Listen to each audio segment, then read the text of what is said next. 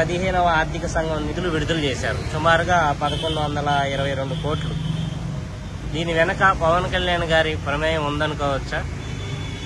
100% ఉందండి.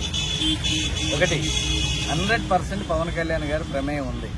ఎప్పుడైతే మైనార్టీలో పడబోయినటువంటి కేంద్ర ప్రభుత్వానికి చంద్రబాబు గారు అనేటటువంటి కూటమి ద్వారా మోడీ గారికి మద్దతు తెలియజేసి మెజారిటీగా ఇవాళ కేంద్రంలో ప్రభుత్వం ఏర్పాటు చేయడానికి ఉపయోగపడ్డ పవన్ కళ్యాణ్ గారంటే గౌరవ మర్యాదలు ఉన్నాయి. ఆయన ప్రవర్తన, ఆయన పరిపాలన తీరు భారతదేశంలోనే అనేక రాష్ట్రాల వారికి, అనేక ప్రధానులకేంటి, ఉప ప్రధానులకేంటి, హోమ్ మినిస్టర్లకేంటి, మీరు చెప్పినట్టు ఆర్థిక సంఘం కావచ్చు, సెంట్రల్ బ్యాంకులు కావచ్చు, ప్రతి ఒక్కరికి నచ్చినాయి. గతంలో చూడండి, వచ్చే రావడమే 3500 కోట్లు మరి ఇదే పంచాయతీలకు ఏర్పాటు చేయడం జరిగింది.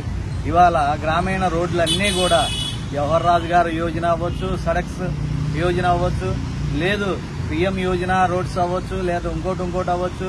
పవన్ కళ్యాణ్ గారి ప్రమేయంతో ఎన్ని వేల కోట్లు, 100 కోట్లు వచ్చినాయో వాటితో గ్రామీణ రోడ్లు ఏ విధంగా డెవలప్ చేశారు, గ్రామీణ నీటి వసతి ఏ విధంగా డెవలప్ చేశారు, అలాగే ఫారెస్ట్కి సంబంధించినటువంటి నిధులు, ఆ ఫారెస్ట్కి సంబంధించినటువంటి అనేక మరి ఆర్థిక పరిస్థితులను ఏ విధంగా మరి ప్రభుత్వానికి అనుకూలంగా మార్చుకుంటూ వస్తున్నారు.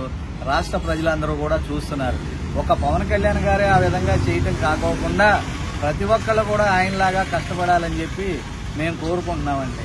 ఇదొక్కటే కాదండి, ఇవాళ మన పంచాయతీలు ఇది అంతకుముందు గత గవర్నమెంట్లో భారతదేశంలోనే 24వ స్టేజీలో ఉన్నటువంటి ఈ యొక్క వ్యవస్థని ఇవాళ 2వ స్టేజీకి తీసుకొచ్చి ఉత్తమ 2వ స్టేజీలోకి తీసుకొచ్చిన ఘనత గౌరవనీయులైన పవన్ కళ్యాణ్ గారిదండి.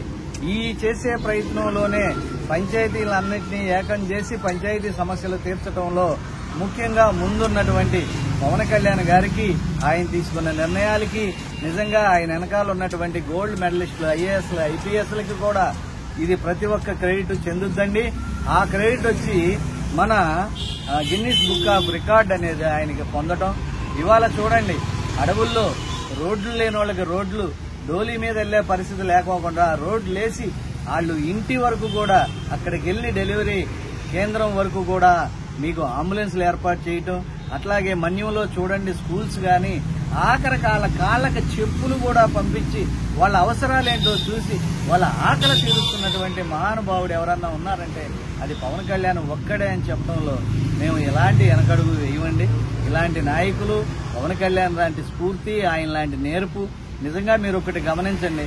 బిడ్డ భర్త ఆఫీస్కి వెళ్ళాడు, భార్య ఇంట్లో ఉంది, పిల్లోడు ఆడుకుంటూ పలిపోయాడు, ఏమైందో తెలియదు, మాట రావట్లేదని హాస్పిటల్కి తీసుకెళ్తే వెంటనే ఏ బిల్లులు ఉన్నా, ఏ ఆఫీస్ అయినా కానీ క్లోజ్ చేసి ఆఫీస్కి వచ్చి, హాస్పిటల్కి వచ్చి బిడ్డను చూసుకునే ఈ రోజుల్లో బిడ్డకి ఏం జరిగిందని చెప్పి అడిగి, మీరు చూడండి, నేను మాటిచ్చాను ఇదే గిరిజనులకి, అక్కడ నా మాట తీర్చుకుని నేను రేపైతే రాగలనని చెప్పి బిడ్డ ఆరోగ్యంగానే, బిడ్డ యొక్క లంగ్స్ లోకి వెళ్ళినటువంటి, ఊపిరితిత్తుల్లోకి వెళ్ళినటువంటి ఆ చెడు పొగ గాని ఏమైపోతాడో ఏంటో అని కూడా ఆందోళన లేకుండా ప్రశాంతంగా ఈ కోయోళ్లతో, బోయోళ్లతో గడిపి తర్వాత వెళ్లి ఆరోగ్యం కుదుట పడిన తర్వాత బిడ్డనెచ్చుకుని వచ్చిన చరిత్ర పవన్ కళ్యాణ్ గారిది.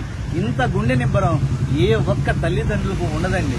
ఆయనకి రాష్ట్ర ప్రజల మీద ఉన్న ప్రేమ, అభిమానం, వాళ్ళకి ఇచ్చిన మాట నెరవేర్చుకోవాలనే కుతూహలం, ముందు కన్న బిడ్డ ప్రాణాన్ని కూడా లెక్క చేయనటువంటి ఇలాంటి మహానుభావుడికి కాలాల పాటు ఉండాలి, ఆంధ్రప్రదేశ్ని డెవలప్ చేయాలి అని కోరుకుంటూ, అట్లాగే పిఠాపురాన్ని ఆయన చేసే డెవలప్ చూడండి, ఎన్ని పథకాలు, 100 పడకల హాస్పిటల్సా, ఇంతకుముందు సామర్లకోట, గుంతకల్లు, మరి బీబీ నగరు, లేకపోతే ఇక్కడ ఖమ్మం దాటిన తర్వాత నడిపూడి అని ఒకటి, గూడూరు అని ఒకటి రైల్వే జంక్షన్లు ఉన్నాయి.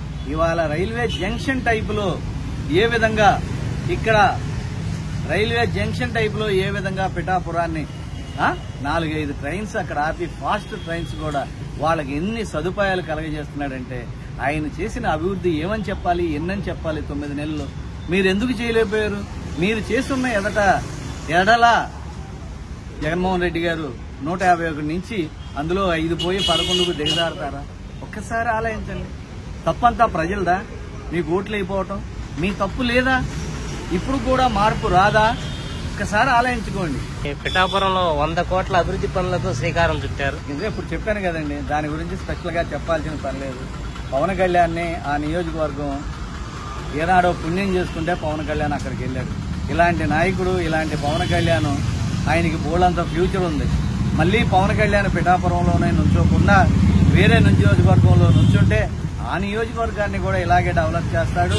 అట్లా ఒక్కొక్క నియోజకవర్గాన్ని రాష్ట్రంలో ఉన్న అన్ని నియోజకవర్గాల్లో కంటాక్ట్ చేసి అన్ని నియోజకవర్గాలను కూడా అభివృద్ధి చేయాలని, ఆ మహానుభావుడు నిండు 100 ఏళ్లు ఉండాలని పిఠాపురం ప్రజలు ఎలా కోరుకుంటున్నారు, మేము అలా కోరుకుంటున్నాం. వికలాంగులు సమస్యతో వచ్చారంటే వికలాంగులు కాదు దివ్యాంగులు అని పిలవండి అని అన్నారు. కూలీలు అని పిలుస్తుంటే కూలీలు కాదు వాళ్ళని శ్రామికులు అని గౌరవం ఇచ్చే పిలవండి అన్నారు. ఇలాంటి నాయకుడు చరిత్రలో ఉంటాడంటారా?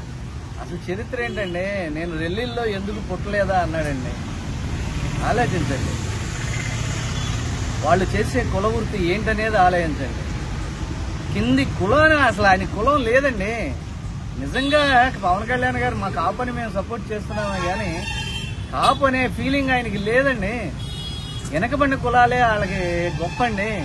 ఆ రోజు చిరంజీవి గారు కూడా చూడండి, ఒక మునిమ్మకి, ఒక యానాది మహిళ మునిమ్మకి ఏ విధంగా సీట్ ఇచ్చి అన్ని లక్షలు ఖర్చు పెట్టి ఆవిడ గెలుపు కోసం ప్రయత్నం చేశారు. ఒక యానాది మహిళ 22,000, 23,000 ఓట్లు అక్కడ తెచ్చుకుందంటే రెడ్డిల సామ్రాజ్యం నెల్లూరు జిల్లాలో. ఒక్కసారి మీరు ఆలోచించండి. కులరహితంగా కులాలను ఐక్యతపరిచి కులరహితంగా మీరు వెళ్ళి సహకరించండి. అన్ని కులాలు మనమే, కులాలను రూపుమాపుదామని వచ్చిన మహానుభావుడు ఎవరన్నా ఉన్నాడంటే పవన్ కళ్యాణ్. ఇతను 100 ఏళ్లు బ్రతకాలండి. ఇతని ఫ్యామిలీ కూడా బాగుండాలి. అట్లాగే మొత్తం ప్రజలకు దారిపోయిపోకుండా పిల్లలు ఉన్నారు, ఆ పిల్లలకు కూడా నువ్వు ఏదో ఒకటి చేసుకోవాలని చెప్పి మా భయం మాకుంది. ఆయన్ని కోరుకుంటున్నామండి.